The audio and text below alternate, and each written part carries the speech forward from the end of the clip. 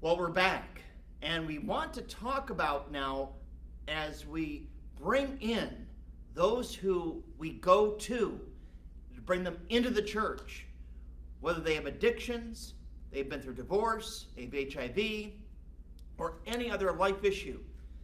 As we bring them through that side door and eventually through that main door, as we've been talking about, I want to share with you what we've been doing for the past over 20 years. Because what we said back in 1999 at New Community Church was this: we need to create an environment where we can, as we go out and rescue those who are being sex trafficked, those who are caught in many compromising places and issues, we now need to bring them in and then have a place for them to be. Now, as we've been training you through these videos, relapse prevention, talking about side door, main door, and also about how we need to change our thinking as far as the church. The church has to be that hospital. No mess, no ministry.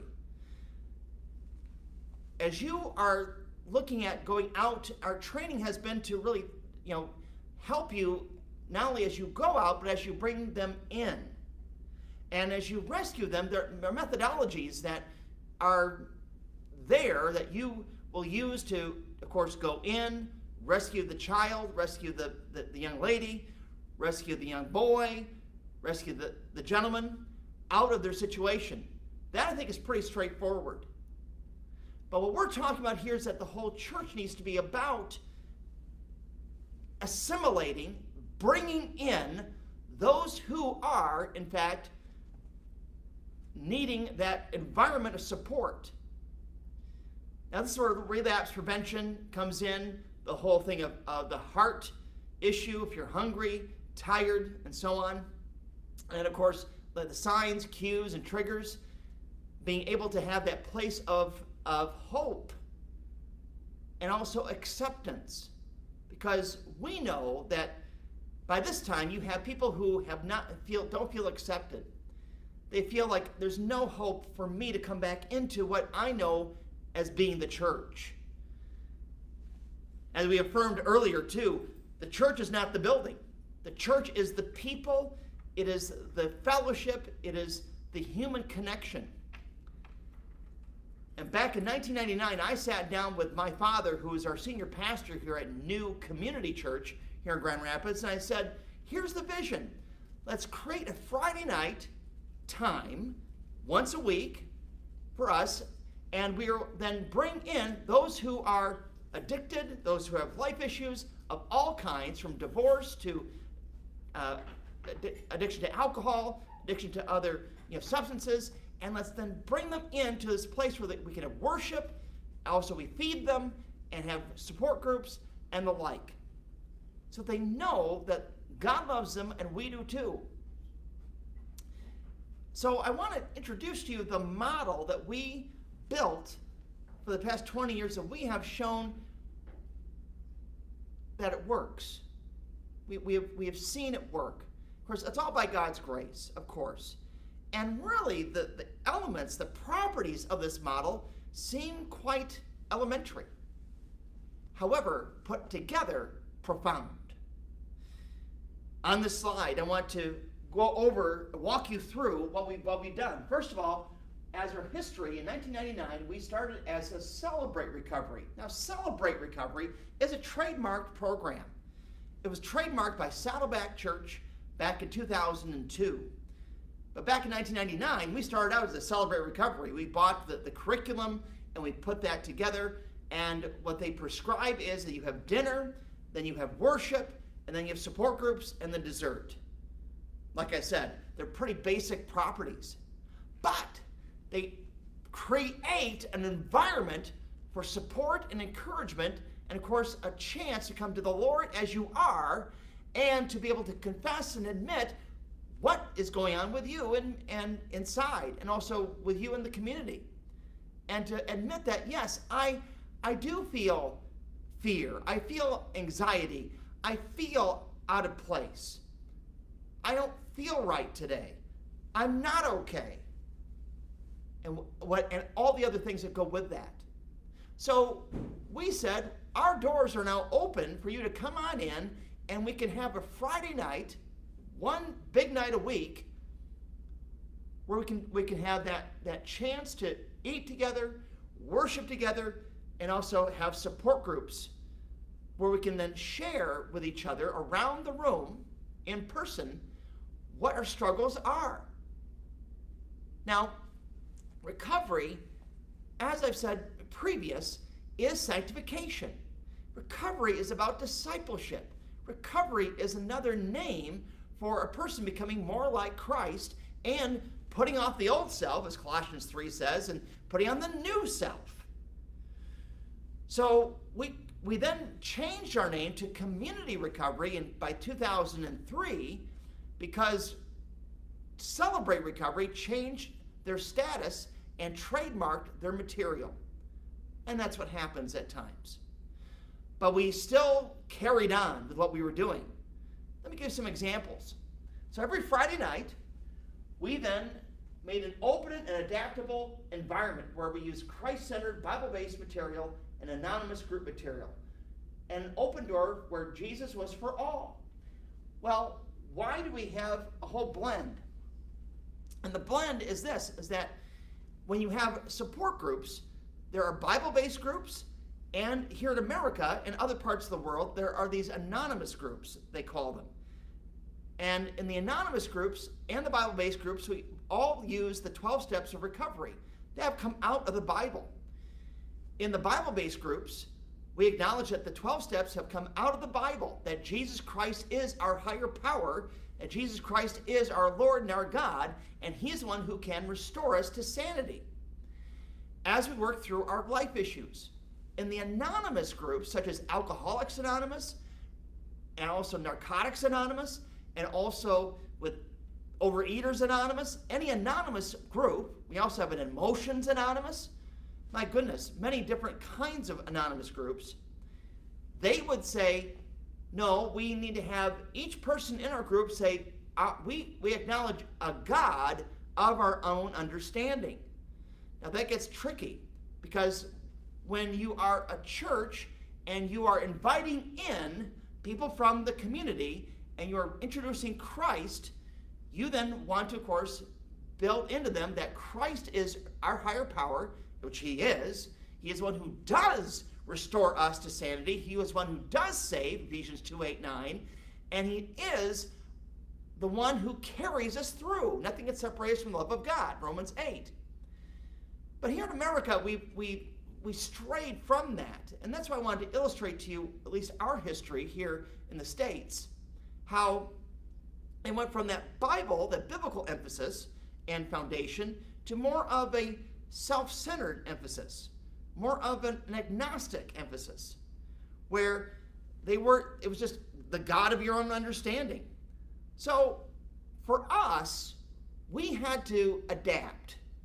And that's where, and again, your situation is probably different where you are in Africa, and you probably have groups that have come together where they're just for general support or however it may be. I don't know what your situation is, but what I do know is Christ, recovery, and also that the support group model, the support group system and method works very well. Frankly, support groups is kind of like Sunday school. You have a chance to teach a bit and have everybody share, pray, and have fellowship together. So you take those properties and you put them in the framework of a recovery group where we focus specifically on the Bible and also an addiction of choice or a life issue such as codependency or depression or that kind of thing. And you're able to work through life issues, which you would do in Sunday school, in a Sunday school class, I would assume, in your context, anyway. Well, okay. Or a Bible study. But here, we then focus on recovery and focus on the fact that we can have a chance for people to process their stuff. So in the next slide, what I want to do is I want to talk to you about this model more extensively. along with the slides after this, because I want you to get a good picture of what we do. Now, the video we have that we are posting in the curriculum that introduces what we do as far as community recovery. Pastor Greg and I are on there, and of course a lot of our guests are on there.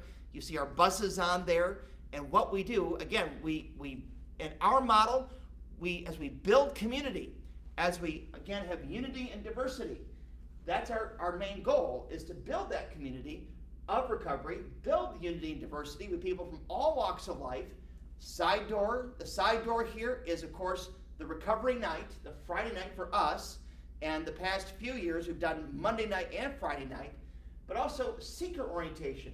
You have people who are they're seeking Christ, but they don't know him yet because they have so many barriers with the alcohol or the drug or the stigma of the fact that I've been divorced or I have HIV or other mental health issues, and people don't accept me.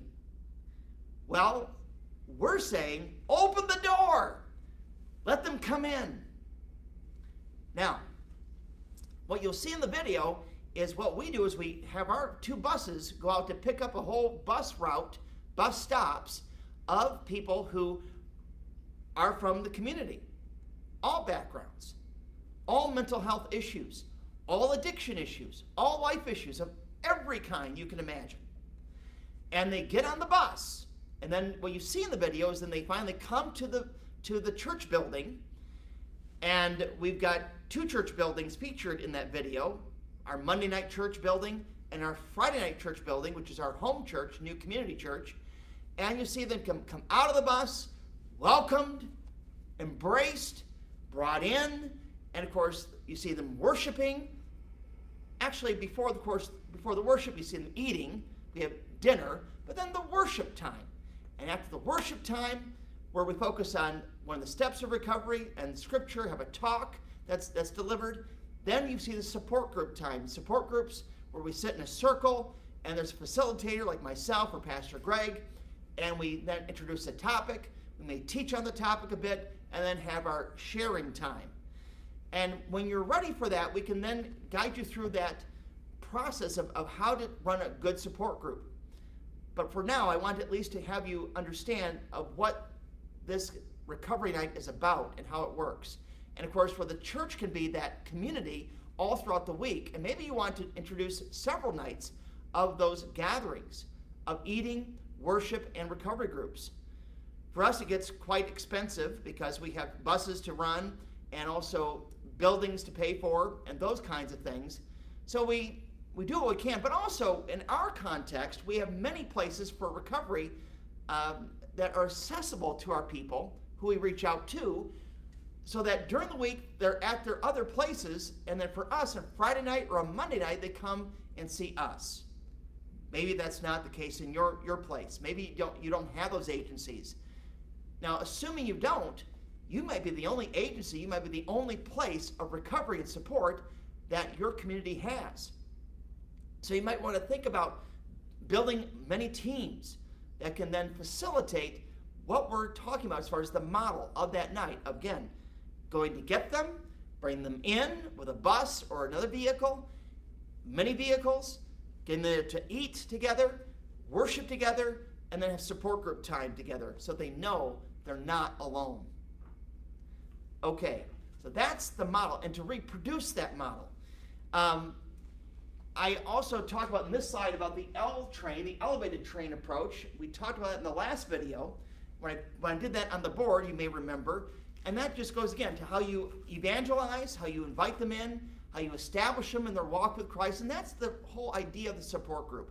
The support group, as you see in that other video I mentioned, you see them connecting and also sharing, also feeling safe, feeling that they can in fact bear their heart and be heard. Because half the battle is to be heard. Half the battle is to listen. Half the battle is to say, you matter, and for them to feel that they matter. And to equip them then to be able to help someone else who needs the help that they are receiving. Well, the next slide, this is where I outline for you the structure of the Friday night or Monday night or Sunday night or every night that you might be able to do. Again, we start with feeding the body with dinner. Then we have the worship. We feed the soul. And then we have groups that feed the mind, having that chance to share and be heard. Dessert afterwards. For us, we did that for a while, but then we didn't do it. Do it what works well for you. But again, feeding into healthy fellowship, relationships, love feasts. Christianity used to be called love feasts back in the New Testament church because they followed Jesus, who is the way, and they had a chance to share his love with one another, having that feast together. You'll see also more of our information on our website, cryrecovery.org, of all these things in pictures and also in text form, and also with longevity. Word in longevity is that to be consistent, build trust, build credibility, and perseverance. You see, if you go out there, for example, you rescue a few people from the sex trafficking, from where they're being held hostage, and it's just a one-time event, then the result is very temporary. But if you're able to create an environment at the church where the church is the hospital, the church, the gathering place is a place where you can come together in a structured manner to do these things of dinner and worship and groups, there's a chance for your people to feel like, oh, I do matter, and oh, I can trust these people who are taking me in. I can trust these people who are loving on me. I can trust the fact that the Church of Jesus Christ means what they say. They do what they say and say what they do. And that builds trust. That builds consistency. And see, we do these things every single week, all year long. It's not just once. It's not just 6 months. It's not just 6 weeks. 52 weeks a year, every single Friday. Then they know you are there. For example, during this pandemic, and of course you'll have to adapt with what you do in your context. Right now we're still waiting to reopen in person because of the pandemic. But before the pandemic, what you'll see in the video are these gatherings that have been very effective in helping our people, our guests, come in to know that they are cared about. And they can come in as messed up as they are and know that Jesus is going to clean them up one day at a time, one moment at a time. Consistency, perseverance on our part, but also perseverance on their part, saying, you know, I know this is a safe place. I know these other places in the community I shouldn't go to because this place shows me what love really is. This place shows me what it really means to follow Jesus. This place really shows me how to reach out to someone else who needs the help. See, and then you begin to grow. And the church begins to grow from there in numbers, but also in spiritual depth and also commitment. Okay, the next slide. We looked at contextualization. Your context is different than our context. As I said earlier, you may want to create these evenings as you're able, of course, one night at a time, and be able to build teams that can lead so you don't burn yourself out. Burnout that's a pandemic. That's an epidemic. So we need to work on ourselves and take care of ourselves. So continue to reproduce yourselves as a leadership team. So you have a leader for the night, you have other leaders to handle the groups, and also leaders to handle the food, leaders to handle the worship time as far as leading in worship, or maybe you double up. You wear the same hat, if you will, and make sure that you have places for people to go to. That's big, because that also rescues them, keeps them out of the sex traffic, and you connect them with healthier people. And that's the other purpose of having these nights of recovery, not only for support, but also networking, connecting with people who they can now trust, and build those extensions, build bridges to healthier places to be and healthier people to build relationships with for a lifetime. I was just meeting with one of our leaders yesterday, as a matter of fact, and he was talking to me about Eric, and he was talking to me about Joe. He was talking to me about other individuals that he cared about, as when we were meeting in person, he cared about in the depression group, and how he was able to come alongside of Eric and come alongside of Joe, and also of these other people that he was talking about from the group, and what they could do better once we do get back together. Why? Because relationships form not only on site, where you all meet for recovery, but also off site, where in the community you build those relationships together in a tribal manner. So there's a healthier tribe as opposed to an unhealthy tribe. Okay, so your context matters. So with what does community recovery look like in your context? Yeah, I think you guys need to figure that out, but we've given you the model to build that in. The wow and the how. The wow is, yes, the church can do it. The how, though, is all the logistics and all the details of putting that in order in your place. Next, the 5 unique things about your place of ministry. The 5 unique things are that you have leadership, you also have the place of where you're going to be, you're also going to have the plan for longevity, and also how you're going to reach out. Fourthly, you're going to also network with other churches. You can't do it alone. You need to have other churches work with you so that you're working together as the church. So if it's just one church involved, be careful, because then you won't be able to expand, also reproduce yourself in other ways. And finally, be able to have that reproduction going on and on and on. So you, pastor, you, support group leader, you, church leader, as you work on these things, work on reproducing you. So you're not doing it all the time. Otherwise you will burn out and you're worth nothing to people after a while. Continue to work on you, and also continue to work on with others. Also, with community recovery, ministry, and network, your work, again, should work in context, and I want you to write a plan. Write a plan. What are you going to do with the next 6 months? What is this going to look like? Maybe 3 months. What's your 3-month plan? So I want you to be able to maybe stop the recording now and be able to come together and say, hey, what is our main goal? Okay, I know the main goal is to rescue people from sex trafficking. That's the first goal. But then the next goal is, what next? What's your side door going to look like? How are you going to organize your recovery nights? And thirdly, what your goal will be in the next month, 60 days, 3 months, and so on.